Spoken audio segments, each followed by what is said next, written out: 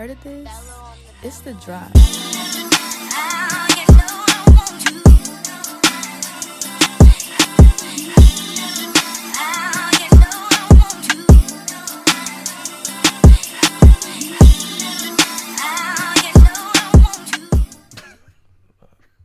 That's exactly what they do.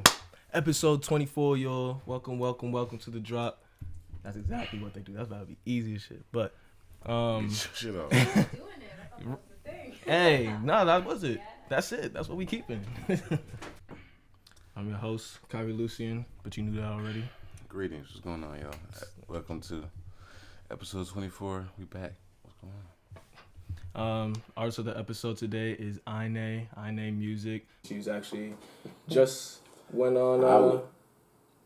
She just got a joint with she'll be on The Voice singing with, performer Ainae with Here Tonight, actually. Don't be shy, I've been dripping, don't you see the summer sun can't deny. All these feelings need your body here tonight. So don't be shy. Don't be shy, I've been dripping, don't you see the summer sun can't deny. All these feelings need your body here tonight. So don't be shy. Now, shorty, you ain't seen the summer till you spent. Yep. Hold on, what is that? Here Tonight. Here tonight? Yeah, Here Tonight by Getting added. with Ainae. Ainae. Yeah, she's gonna be on The Voice and everything soon, so shout out to her. Had to give the respects out. What's good, bro? You good? How you feeling? Yeah, man, I'm doing alright, bro. It's ended a good week. I was spending some time with family. I had to take some time to really regather myself and everything, and I've been doing alright. What about yourself? Cool, man. Just football, running around, schoolwork. That's about it, chilling. Did you watch the Biggie Smalls documentary? You watched it, right? Oh, yeah. I feel like they could have dug even a little deeper on it, but the doc was pretty. It's pretty good. Oh, I thought you liked it heavy. I liked it a lot. It was really good. Mm-hmm. It was really good. But I felt like they could have gone a layer deeper. For sure. I think it was really good to see all that footage and stuff of this is Biggie Smalls, a legend. But isn't that from You know just what I mean? one interview? What you mean? Like most of the talking points when Biggie was talking was from that one same outfit, same interview. That interview, yeah, but there was a lot of footage outside of that. You know what I'm saying? There was talking about how in their team somebody just is recording all the time. Not even that's their job or anything. It's just they just. He just decided that I'm gonna start documenting everything. Yeah. Those old videos were dope to see. Yeah. Mm-hmm. The ones that we've never. Yeah, we've never seen that, and it's them at the rawest point. And he would even, I forget what his name was, but he was even be saying I'll be walking around seeing how people are like, yo, Biggie Smalls, Big Papa, whatever. And you doing this shit for Chris, Chris Wall, I know him as Chris. Right, type of thing. So yeah, it was dope to see. Sure, this whole story dropping out of school 14, 15 with his friends, selling crack, and then having to decide between rap or staying in the streets selling crack. And he decided to stick to rap and shit met Diddy. Yeah, when he met Diddy and everything. That whole story is crazy, man. Rap back then was really the shit, bro. Remember I was talking about how I feel like there will be more documentaries like that coming out. I just read that Janet Jackson is having a documentary, a 2-night series or mini series or whatever documentary on I forget what channel or what streaming platform, but I can just imagine going into, if it's anything like that, we'll see old footages of Mike and shit, possibly. You know what I'm saying? They document. They probably Do you think they were the type of family to document? I don't. That's the thing is like I don't even know what to expect from Janet Jackson. A documentary of if it's like, that's crazy, right? A doc, yeah. Yeah, like. Ooh. And Janet's like a person you want to know about because she's very private and as she and should. to even be in that like the Jacksons. Yeah. Lifestyle. But she's a legend in and of herself. Well, yeah, but I'm saying like to be a legend within. Yeah. A legend, like how that could even be for her personally is. Yeah. Shit. Ready to get to the shits, you know what I mean? We got Let's just have a great very special guest. A very special guest on here. Yeah, I listen to everything, man. I think music is like. Music is so great. Yeah, music is different. Mm-hmm. It's like that's a real like portal. Would you compare it anyways to acting? Like, Yeah, I can Would see you that. compare music to acting? Yeah. In terms of what it could do for you and like what it does to the soul, what it does for other people, for sure. mm-hmm. For sure. But it's just like, I think the effect is different though. I think maybe with acting it's more of a like, oh, I'm walking you through this, you know, like take my hand, let me walk you through the story. There's a beginning, a middle, and an end. But with like music, it's just like dropped in. You feel this. Like as soon as the sound starts, that like fills your body, you know, and you're like in it immediately because of like sensory things. I think with acting, it could definitely be like sensory with like film and colors and even theaters, like the lights and stuff. But like it's more of a like a slow journey, which is beautiful in itself. Obviously, that's what I like. For sure. But yeah, I think it's similar like that.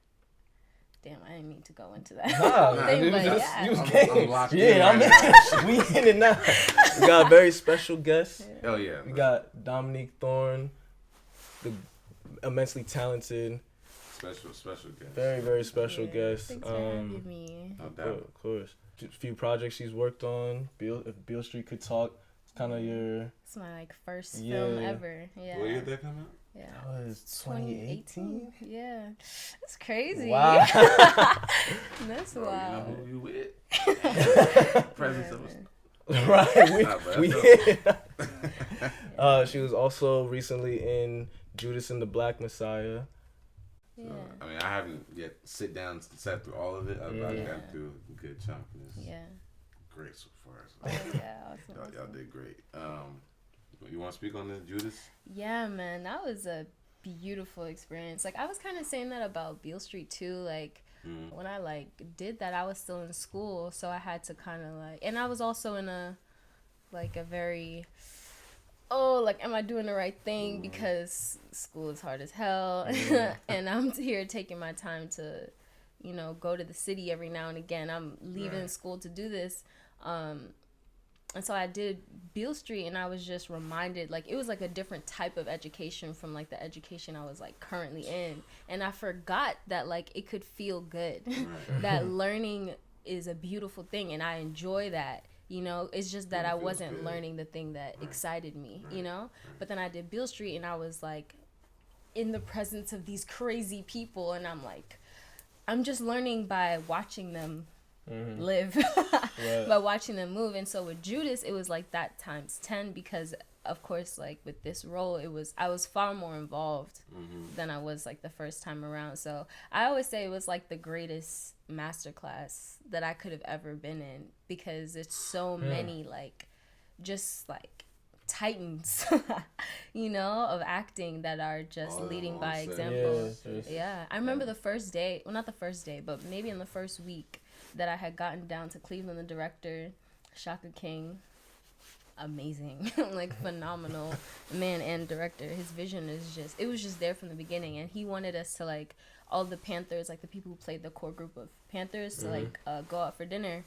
And so we did that, and we just went to a place and we sat down and we ate a meal together, you know, we spoke just as people. Just talking. Yeah, and so I think that really helped to just like ease us into that real like before any like business exactly. So I think we started with that, so the energy was just beautiful all the way through, you know, like everybody was about the work, and everybody was so like open and generous. Like it was really good for me, especially fresh out of graduation, like right off of graduation, to go straight into that. I feel like I really soaked up like, okay, like this is how you first of all, it's a reminder, like, oh, this is why I'm doing this. But then it was also like this is how you carry yourself in this space, you know? And when did y'all start shooting? When was that? That was, okay, I graduated in May. We started October to December. And Really? then, yeah, like those 3 months for real. And then what? And then I was everywhere. But this is pre-pandemic, of course. Like, I dipped my toe in Mexico. I was in LA. Then I went back to New York, of course, for a little bit. Right. But you know, my family is now in Delaware. Shout out to Delaware. Hey, shout out Delaware. Yeah, no, You but like From the BE, yeah. no, but much love though, because it really is a nice like change of pace. Going back to Delaware for real, like What's it like out there? after Ithaca, no, seriously though, like pace. after Ithaca, it really showed me like why some people go to New York City and they feel overwhelmed, you know. But when you're in a space like where you can just see trees, you can look up and you can see the sky. You can walk through an actual park, like for real. Yeah. That's not surrounded by a city. It really does help you like.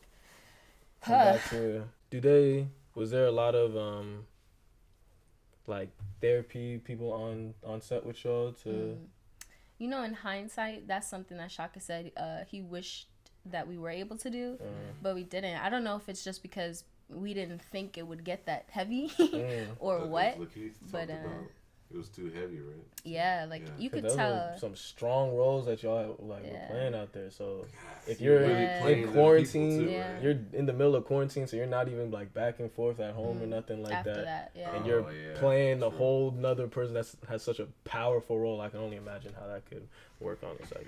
Yeah, man, I could going straight into quarantine after this film was definitely interesting for real. But I don't know, I guess you could say that about anybody making a shift from whatever your life was before the pandemic into quarantine. For me at least, it really made me like I feel like I've always been pretty like, oh, this is what I want, this is what I like, this is what I don't like, but it really helped me stop all of the other stuff because my whole life had been about like, oh, I really want to do this thing, I really want to do this thing, oh, I don't want to do that. And now it's like, oh, sis, is you doing this? Like, you know, like, oh, I think you're doing that. So I'm trying to now, the whole pandemic helped me realize I need to also, as I'm continuing to do that, make sure I'm like continuing to go deep as well, you know, like, and inward.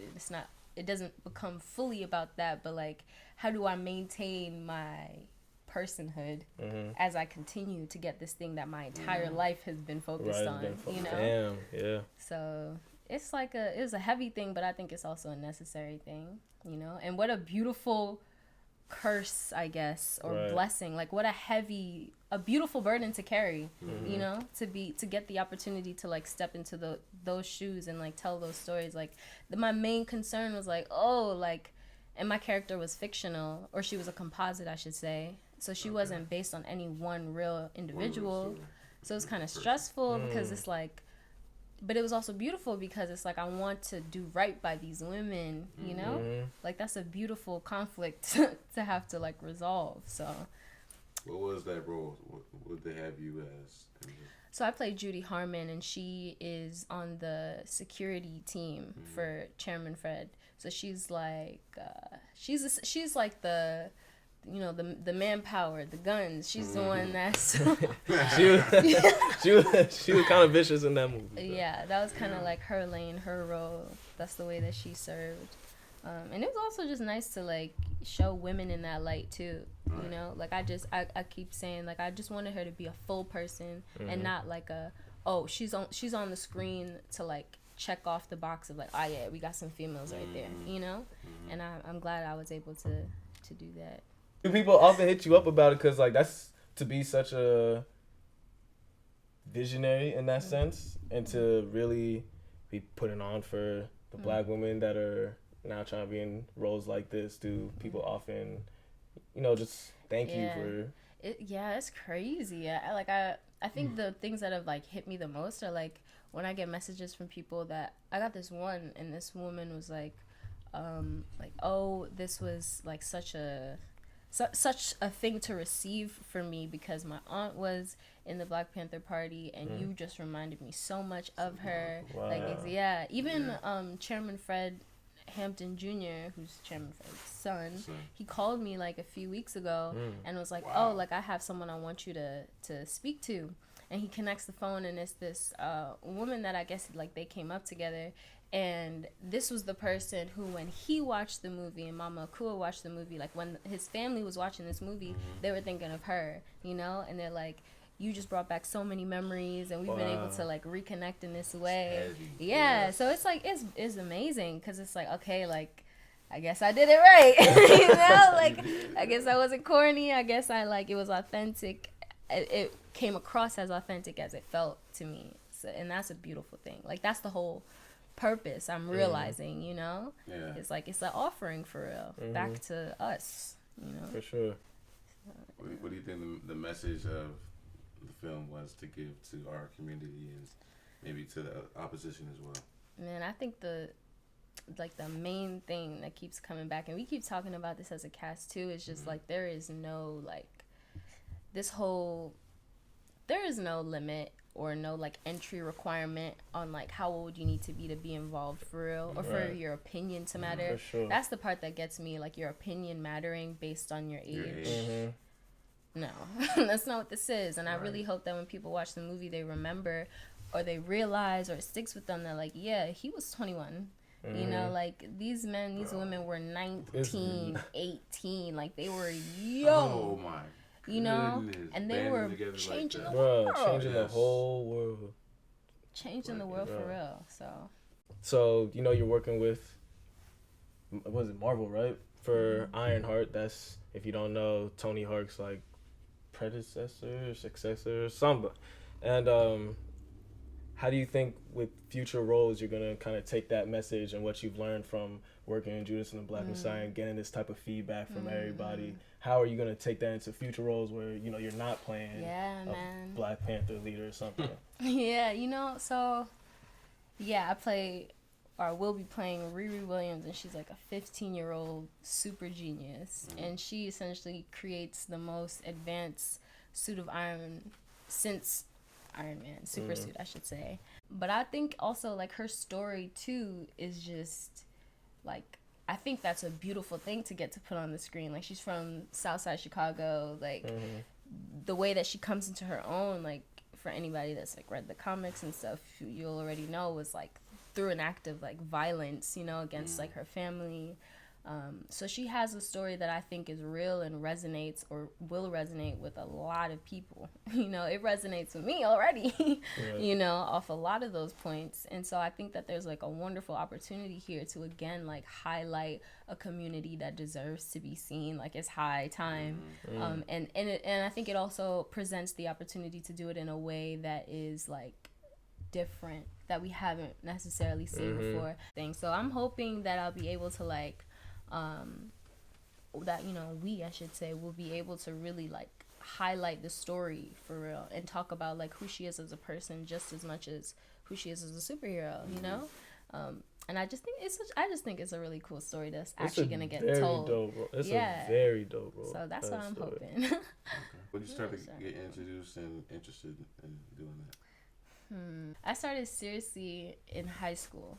Like, I remember, actually, when it came time to apply to high school, because sometimes you apply for like certain schools in New York, and I decided I was only applying to performing arts schools. There's like a handful of them across New York, and I was like, every one of them I'm there.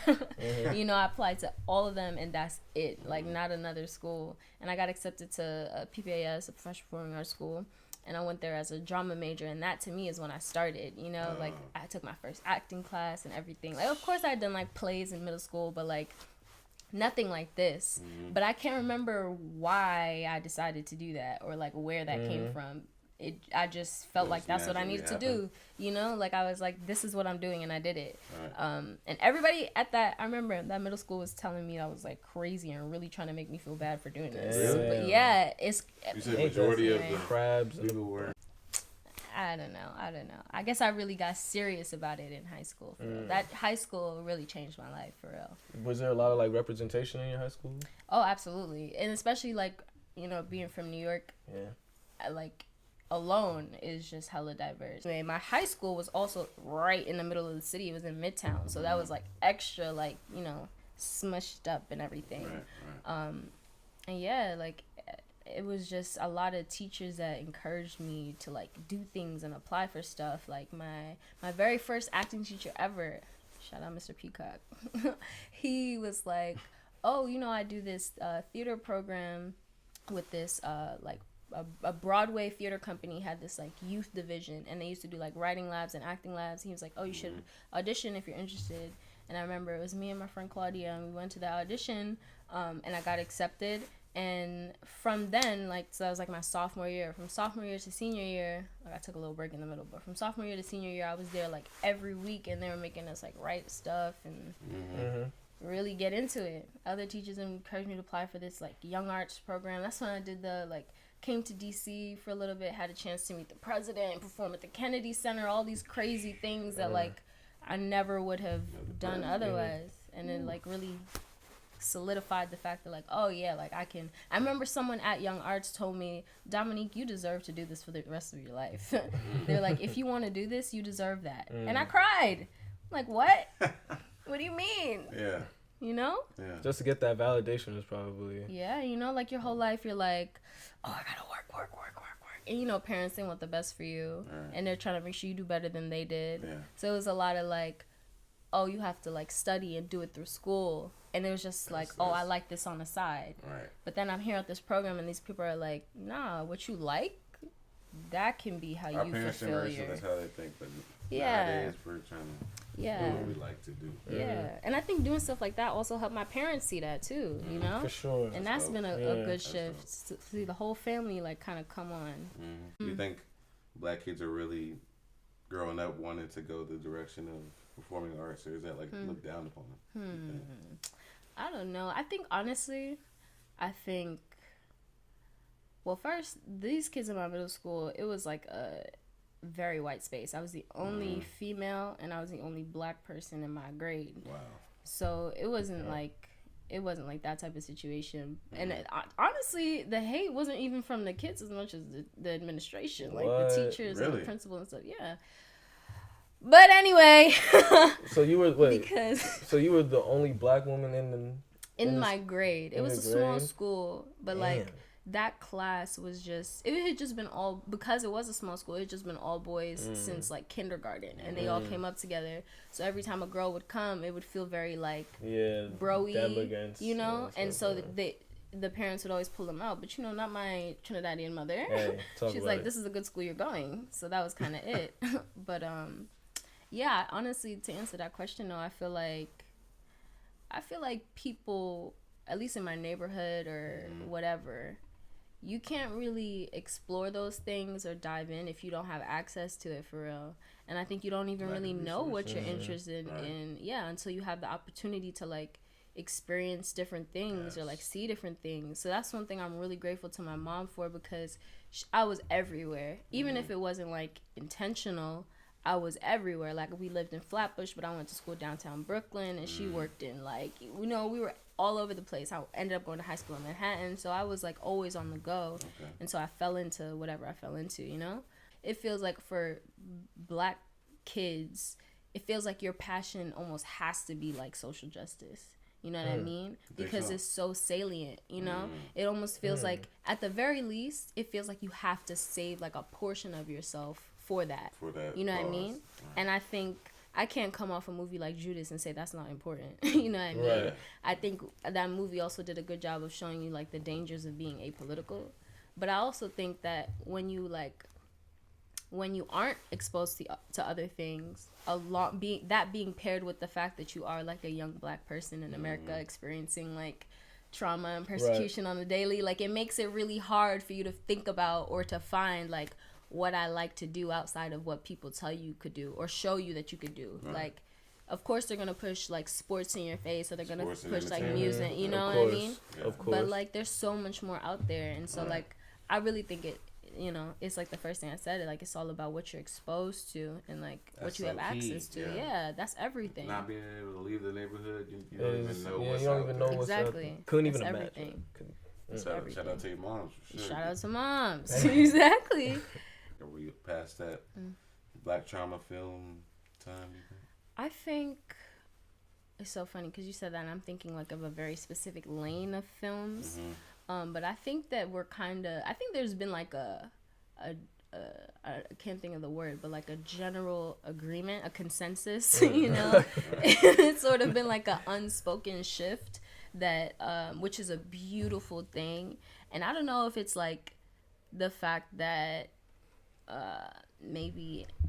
I was gonna say maybe because, you know, movie theaters aren't around, you know, there's the opportunity to make a lot more, a lot of different types of films. But I think even before the pandemic, we were seeing a shift of like just more stories being told by Black people. And I mean like not just like, you know, Black actors, but I'm talking about like Black writers, you know, directors, Black directors, you know, and especially I think more recently we're seeing like the inclusion or the prevalence of like Black female voices like increasing in that spaces. I mean, they have always been there. You know, shout out to the Black women directors that have been out here and Black women writers. But I think that with the increase though, like we're seeing like just more stories being put out and being created that like that are not interested in talking about Black trauma, because Black trauma is not the full experience, you know? Just like what I was just saying, like about, you know, like access and stuff, like, or only being interested in social justice, like Black trauma is not all we are. You know what I mean? Like we are all that we are. She getting it right now. We are all that we are in spite of the trauma, you know? Like, so I think, or informed by the trauma, like we're smarter because of it. We're able to like, you know, so I just think that like, I feel like in the next few years, like we'll really start to see like movies. Like I want to see like a rom-com with like Black people, a Black couple as at the center of it. And it not be a Black movie or a movie for Black people. You know what I mean? Yeah, why do you think that's still even a thing around? Do you think it's comes down on the actors and the actresses, like they're kind of portraying more of a Black film type of role rather than just I'm a actor that's Black type of role? No, I mean, I guess like I feel like speaking as a viewer at least, like there's some fear there. Like I think that a lot of the like what you were saying, about like Black trauma being so prevalent, I feel like that's so prevalent because it's easy. Do you know what I mean? We know that story, but it's also a safe story to tell. You know what I mean? Yeah. But showing Black people love, they don't want to show that. They don't want to show that. Showing like Black kids just or maybe they just don't even know how to show that for real. You know what I mean? I don't know, you because don't think so? I think you can. I think there are enough.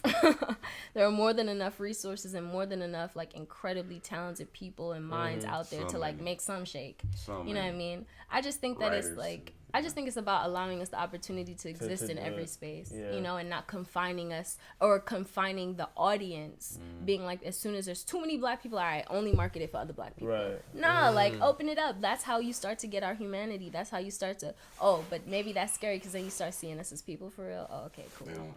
You know? I don't know. How was the representation on the Judas and Black Messiah, like, cast and set? Oh my God, it was amazing. It was beautiful. Yeah, just the other day, I remember one of the photographers was shouting out like, you know, other Black women who worked on the crew. You know, the head of the hair department, Rebecca Woodfork, Black woman, amazingly talented Black woman. You know what I mean? That's right. Like a lot of the other people in the hair department as well. The head of the costume, Charlize, Black woman. You know what I mean? And then of course, you know, the director and the cast and everything else. So yeah, it was a beautiful space. You know, it's Women's History Month going into it. So is there, you know, you was just kind of getting your shit off with the Black women. So is there anybody you want to spotlight for Women's History Month? Any in particular? Anybody I want to spotlight? I feel like I need to really think about this. I could say somebody, Linda Brown. This was who I was reading about in one of my classes. She was a activist and like a civil rights leader, I guess, and one thing that she was doing was in Kansas as a schoolgirl, like a grade school girl, this was around the time during like the Brown versus Education, Board of Ed. yeah, exactly, those type of trials and everything. So she kind of just exposed how some of the conditions were for Black students that people weren't really opening their eyes to. Like, she had to walk all these miles to get to school and do everything. And so, she was just a leader and is like a trailblazer for the equality in schools and the equity. Yeah, I feel like my head is in the entertainment space, and the first person who came to my mind was Zendaya. Okay. She's truly an icon, but I think it's more than just like the imagery of an icon, and more about the fact that like all the things that we're talking about, especially shifting towards a more like female focused Women's History Month thing. She just won the See Her Award, and the whole idea behind that was like recognizing and appreciating women who showcase women fully, and all that we can be in all of our forms. And I think that should also and does also include like women when they're not their best, but when they're just simply human, you know what I mean? And I think that from the beginning of her career to now, she's just continued to like create work that highlights women in so many different lights. Right. Even just, she's like not afraid to do that and to like really tap into that. In addition to like being a mogul, and tapping into the fashion industry, conquering, tapping into the music, conquering, and leaving because she chose to. Do you know what I mean? Like tapping into the dance thing and conquering, like Dancing with the Stars. Like, she just does everything, and I really appreciate it. Really makes me feel good to see someone like tap into everything and do each thing with excellence. It's beautiful and amazing. And it also, I feel like I should say, it also like creates the very dangerous like opportunity of idolizing or making her seem perfect. But I think that that's immediately offset with the roles that she decides to do, like Euphoria. She's not afraid to show you, like, we're human. For sure. Don't forget that, you know? Malcolm and Marie, human, don't forget it. Did you like Malcolm and Marie? I did. I need to catch up, man. I ain't seen that. Catch up. Tap in. Tap in, John please. David Washington too. Tap in. Because she directed it, right? I think. Yeah, it was written for her essentially. She was. I read like this interview she did, and her and Sam Levinson, who's the writer director of Euphoria, they like were just chatting on the phone, and she was like, "Oh, how cool would it be if you could make a movie entirely in quarantine, whatever."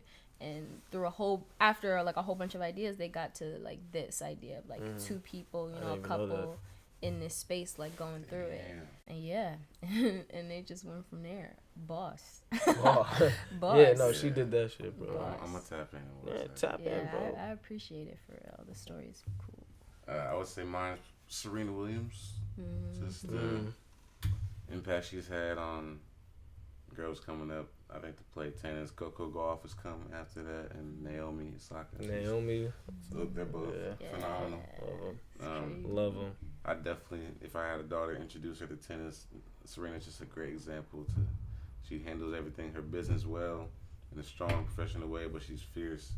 And I like similarly compared to because she's very passionate in what she does. I love it. I love it. Amen. I just love her fire and her approach to everything. I hate how people try to get on her for being passionate. Wow. Every time I see that joint, I get so upset. Sport, so they're gonna do that. What will be irking me the most is when I see like a white player will smash their shit on the ground or will scream or do something, and they call it passion, and I be so. They do that with NFL quarterbacks too, bruh. I be so sick. Call it passion. Yeah, I'm like, this is exactly what we talking about. Like this. This is like they're waiting for the opportunity. Bruh, to, like so angry sad, black man. woman her. Yeah, right. Yeah. They do that to her every time. Yeah, man. When they said she cried, she said they're criticizing her for crying when asked about retirement. Like, just everything's just unfair. Did you guys see that thing? I forget when it was. I think it was Serena. I'm pretty sure it was Serena, not her sister. But she was going through a bunch of like medical complications with her pregnancy, and she she had to advocate for herself in the middle of the complication. Like, she wasn't feeling well, and she's telling them, like, oh, I think something is wrong. And then people are like, oh, no, relax, chill out. And she keeps saying it. She said, like, oh, I just had this feeling, and I just knew something was not correct. And I guess, sis did her research, and she was like, no, I want you to do this test and that test. And then tell me about this and that, and then I'm going to believe you. And then they did the test that she asked for, and sure enough, they found, like, something crazy. I can't remember if it was, like, a blood clot or something, but something wild. Imagine, like, you go to a hospital, and you got to tell the doctor what you need. Like, what is the point? Bruh. Yeah, man. It's crazy. Imagine you gotta go to the hospital and tell them what you gotta do. Folks say that, like, this shit coming too? Like, doctors are to black women what police are to black men. Yeah, Scary. Yeah, I definitely believe it. It's scary. I don't like to see that at all to anybody, but specifically, like, this is exactly what we're talking about with how they be very, like, they just don't care. Yeah. They just don't care. Yeah. And it's like, this family, this is, whether it's my family, whether it's my neighbor, but whether it's whoever, like, that's just something disgusting to see. And I feel like I always be seeing it. I'm like, yo. Music. Who's some of your favorite artists? Oh, that's a big question. East Side. Right, come on, East Side. I'm screaming. Well, my favorite artist of all time is Drake. Period. Point blank. Period. But like, seriously, like, since he was the same little boy that used to play up on the grassy, like, truly in my lifetime, Drake has earned the #1 spot forever. But and then, like I was telling y'all earlier, like, I listen to everything, so I feel like I can say my favorite artist right now, like, currently that I'm listening to. We mentioned King Von earlier. I've been getting into, like, or going back to, I guess I should say, like, a lot of, like, West Side and Freddie. Freddie too. That's your boy? Yes. That's your boy. Right. Yeah, like, I've been in that pocket Like a Reason? little bit. I got, like, one or two, like I tell you, I'm, like, a songs, not, like, a albums person. Yeah. I like to, like, find a song, and then I'll, like, shuffle it and go to the radio and just spiral down like that. Exactly. Yeah, I think that's kind of where I've been more recently. But we were talking about Armani also. I, like, just got tapped in. I, like, just First got put onto lady her. Oh my Griselda. god, She's crazy. amazing. Crazy. Yeah. You listen to Benny and stuff? Like, a lot of people have the Griselda too. Oh, yeah. That's like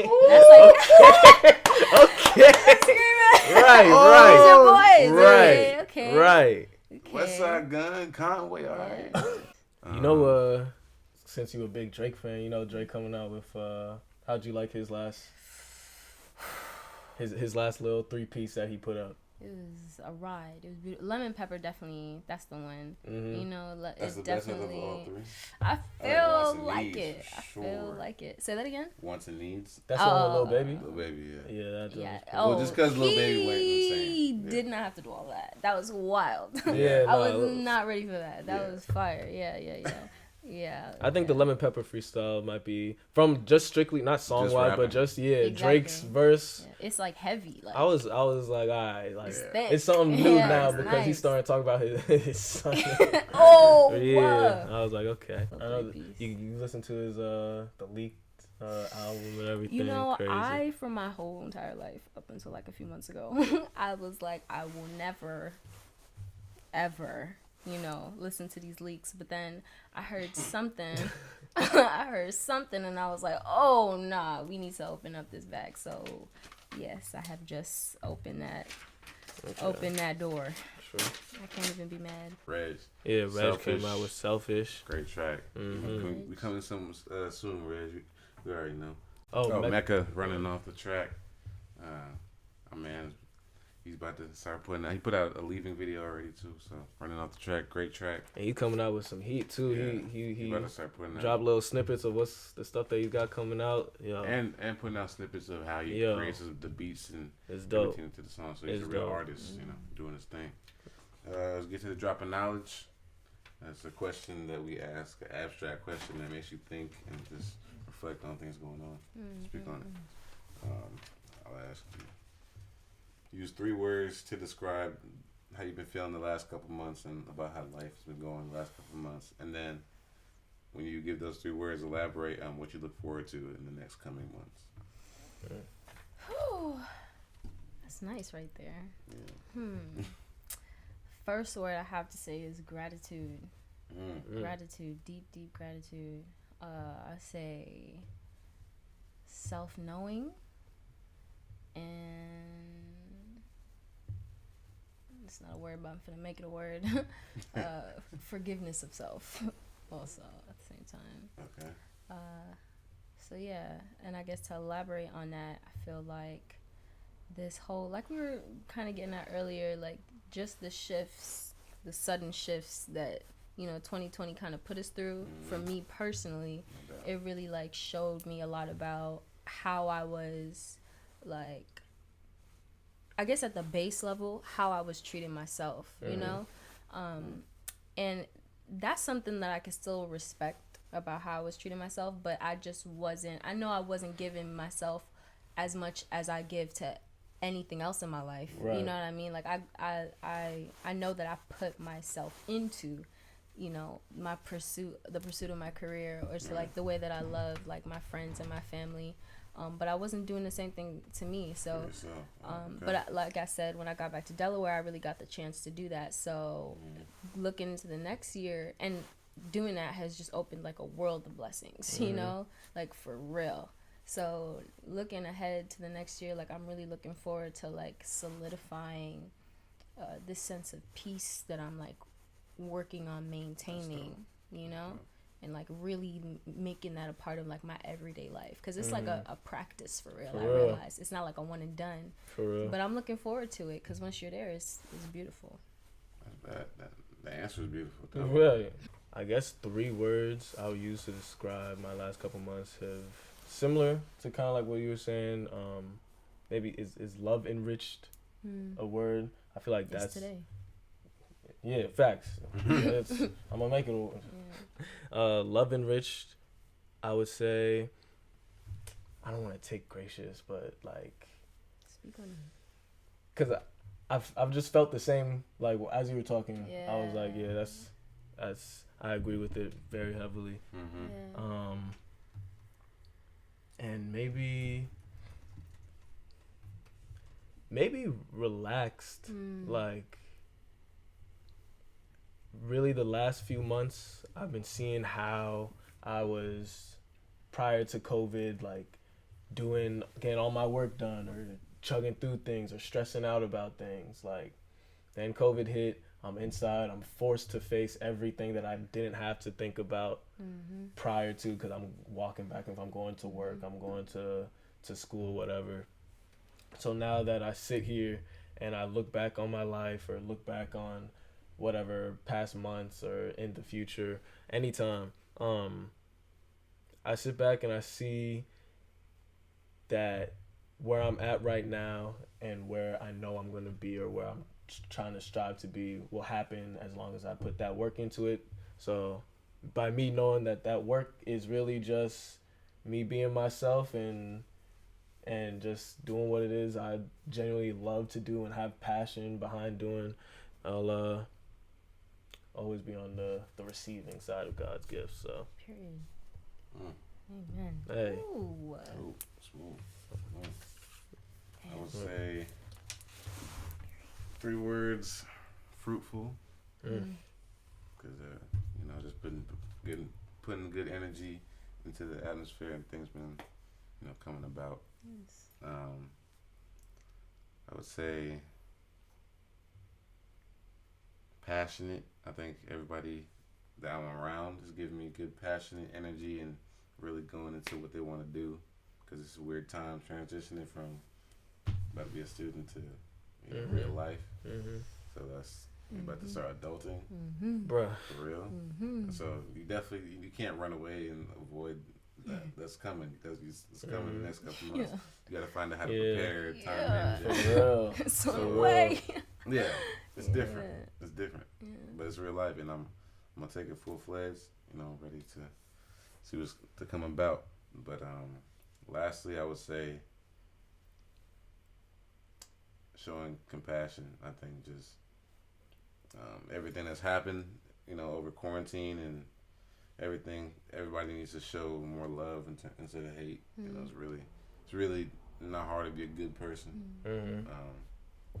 Just to lead with love, you know, like that's why nowadays I try to not really.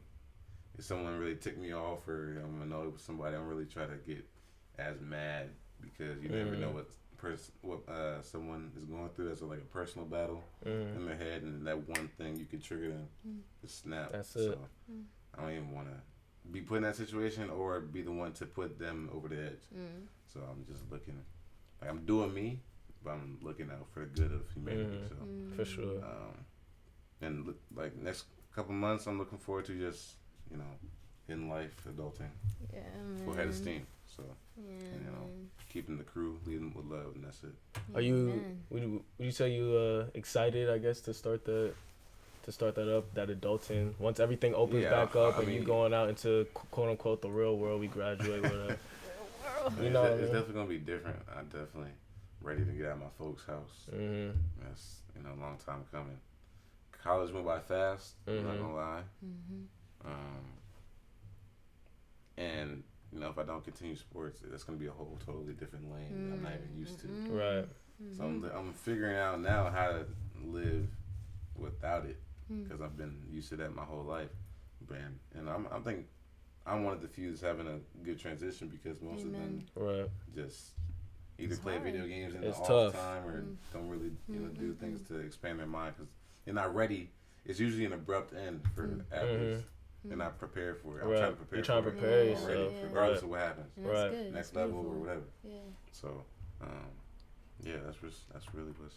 I think I'm like mentally trying to prepare myself for, cause I know it's coming up and like once I graduate and go like to wherever full time I'm working at and move out and everything, like it's gonna be a whole different type of lifestyle than I'm used to. So I feel like maybe this last month, especially since it's been like colder and everything, it's kind of been in my head a lot lately. Like, damn, am I moving along with the times? Like, I hope, I'm like, by the time will I be ready for real? Like, you know what I'm saying?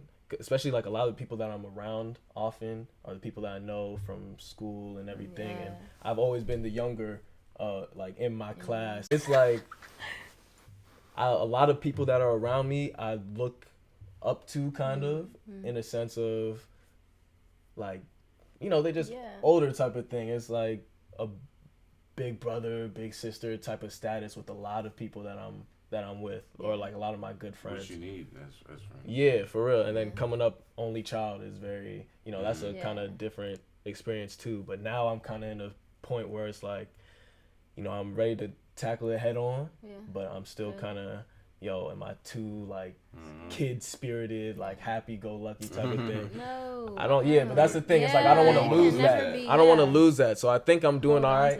Absolutely, both of you are. Even just listening to your answers to that question, like it feels like both of you have like your head, your mind, and your spirit in the right place. You know what I mean? Or at least at the very least, it seems like you're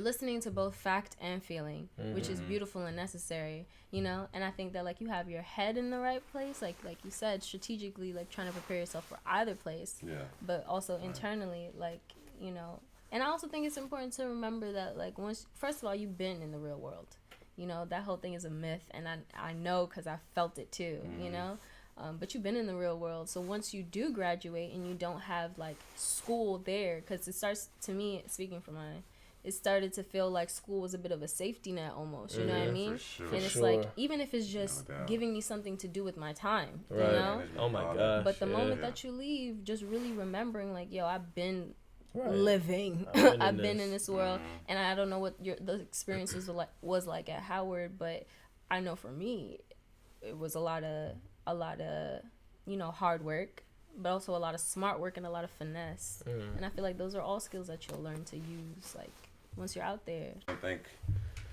Miss Dominique Thorne coming on to the podcast. Well, we creative, no? Oh, shit. Look at you, nigga. Who's the creative? You want to have anybody you can talk about? Absolutely. We could highlight my girl, Coleman, with the Speak podcast. Speak by Coleman is the title, and it is so good. It's like a recharge for the soul, for the spirit. It's literally like everything we were just talking about is basically like what she does. Like she just gets on there. She spoke about how basically like she was feeling like really like blocked, like restricted, you know, like just held back, and she started to have these dreams, like, and she would see her grandmother, and she would wake up like every night at like 3:33 like every night for like weeks. What? And then eventually her mom started to say something about like, I mean, well, you can listen, she explains it better in the podcast, but basically talking about like how a lot of women have like, you know, experienced trauma or pain or sickness in certain areas of the body, like whether it's cancer or whatever, from holding themselves back. It showed that they held things back in that area. And then she also started to look up what does the number 333 mean, because she kept seeing it. And apparently that's a number of like communication and stuff if you're into the numerology stuff.